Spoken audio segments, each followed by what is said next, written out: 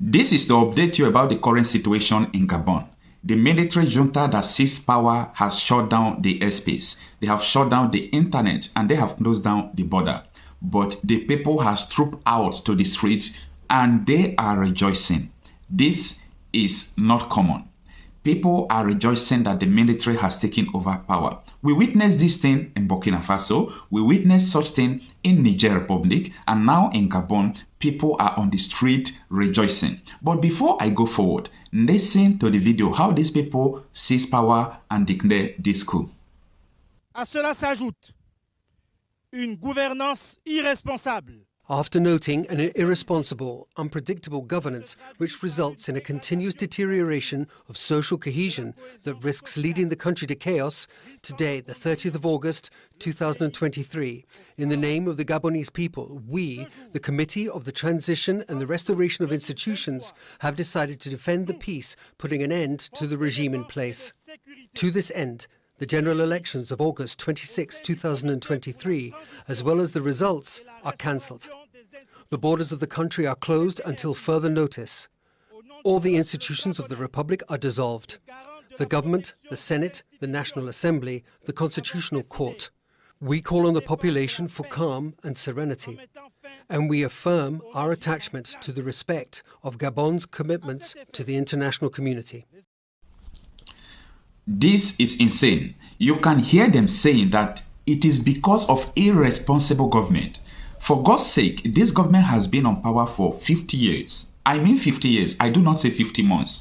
50 good years. After the death of his father, the son took over. It has been a family empire in Gabon. And France do not ask Gabon people how they are living, how they are caring about their life, because the Gabon is rich in mineral resources. The interest of France is just to explore the oil and do what they want. But the people are saying that this is a liberation, that this thing has come to set them free. Now, let us look at the analysis of what is going on in Niger. Stay with me. Kindly share this video. Subscribe to this channel. Stay tuned as we listen.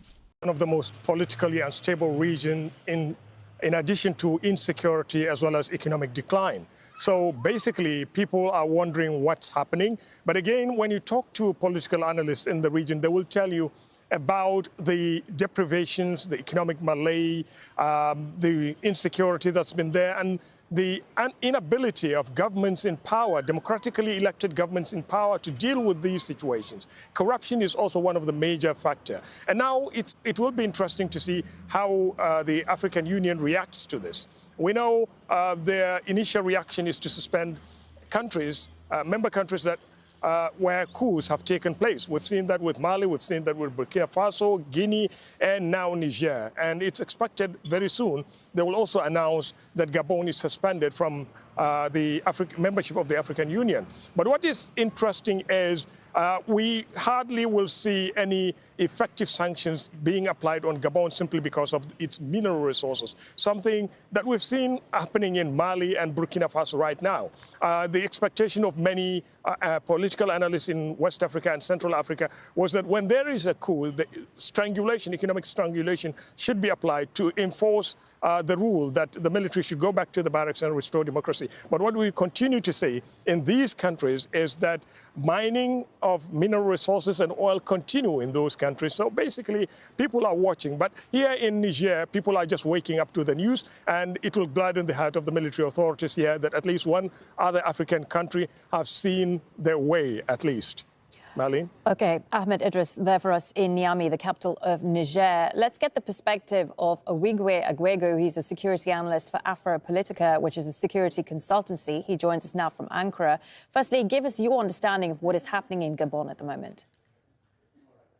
Yes, I think with the coup in Gabon, it came as a surprise, but to some extent, not really, because if you go back to 2016, for instance, where there was an election, the election was seen as fraudulent. People protested, and that was Ali Bongo's second election. Then there was a coup attempt in 2019, and they cited the fact that those elections were fraudulent and was not really representative of the will of the people. So if we fast forward to last weekend's election, again, we're seeing the same pattern of people thinking they voted in one direction, or they were never given the opportunity, to vote for the candidate that they chose. And that kind of widespread dissatisfaction with the electoral process, I think I have to underscore this fact that the coup in Gabon is very different from what we are seeing in other parts of West Africa, because while that is more about security and governance, this is specifically about the electoral process, because time and time again, we see these patterns repeat in Gabon, and the military comes in and they make the same argument. That's a very good point that you make there. So what you're saying is there will be support for this coup?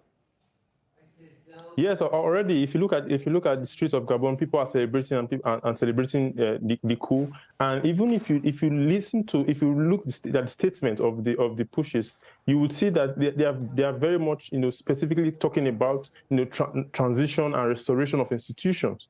So again, that goes back to, like I said, the electoral process, and they're dissolving all of the institutions like the Senate, hoping that in the transition process they would maybe look at the constitution and also look at how to strengthen state institutions regarding political process. I guess the question is what happens next and how united is the military in what is taking place right now. We've been listening to our correspondent talk about the influence of France in Gabon, the historical influence, the two military bases that exist in France at the moment. I mean, how do you think that's going to play into things? Yeah, I mean, this is just the latest blow to French influence on the continent. Very recently, President Macron was talking about democracy. And it's very interesting to know that he didn't even, no comments yet, but I'm sure they're going to condemn this coup, just like they did condemn the previous attempt in 2019. The African Union also will step in to condemn this. But Gabon plays a very strategic role for France. It has two bases in the country. Gabon produces about 200,000 barrels of oil per day. But all of that has not really translated to economic progress for the country. However, I think what is key to watch out for is how ECOWAS is going to respond, because while we have been seeing coups in West Africa and ECOWAS has been in the spotlight, this is now the first we're seeing in Central Africa, and how they're going to respond to this, if they are going to follow the same script as ECOWAS and in tackling the issue in Gabon. We have, of course, seen this increasingly anti-French sentiment in other West African nations, more notably in Niger recently. Is it a similar situation in Gabon?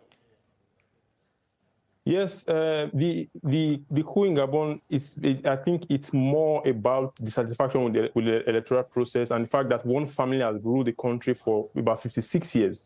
Before Ali Bongo, his father, he took over from his father in 2009.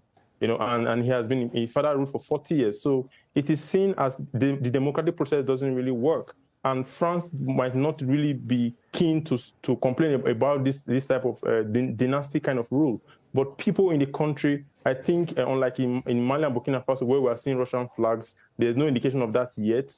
So it is, and the sentiment is not necessarily about anti-France, like we're seeing in Niger and Mali, but more about determining the future of Gabon and focusing more on its own electoral processes. Let's talk a little bit more then about the country. As you say, rich in oil, it's an OPEC member. It's also a key producer of this energy transitional material like magnesium. I mean, we know the borders have been shut. I mean, what are the wider international ramifications of what is going on there?